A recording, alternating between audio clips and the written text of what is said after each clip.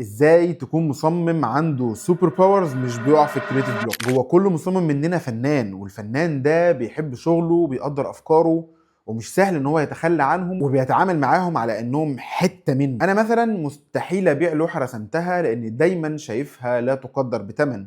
ممكن اهديها لحد عزيز عليا، بس ما بيعهاش، ما اخدش فيها فلوس حتى لو كانت مش احسن حاجه. وهنا بتكون غلطه كبيره لاننا مش بنعرف نفصل الفنان اللي جوانا عن المصمم، فبنقع في غرام الفكره سواء كانت سكتش صغير او حتى ديزاين دايركشن كامل بنتمسك بيه وبنحبه جدا وبنعامله معامله كانه عيل من عيالنا كده. بس لما حبك للافكار دي يسيطر عليك لازم تسال نفسك سؤال مهم جدا: هل الفكره دي او الدايركشن ده بيخدم الشغل، ولا حاجه كده فكره عجباني او نفسي بس اقول للناس ان انا عملت حاجه شبهها؟ عشان تعرف تجاوب على السؤال ده لازم تركن الفنان اللي جواك على جنب شويه كده وتنتبه انك مصمم. لازم تشتغل وتتعلم ان انت تحيد مشاعرك وذوقك الشخصي وتخليه ما ياثرش على قراراتك في الشغل. ودي كانت حاجه خلتني اقلل وقوعي في الكرييتيف بلوك، وبقيت قادر اجيب افكار جديده طول الوقت. وانت كمان تقدر تعمل كده لو عرفت تقدر الافكار، بس يبقى دايما عندك القدره ان انت تتخلى عنهم وتنتقدهم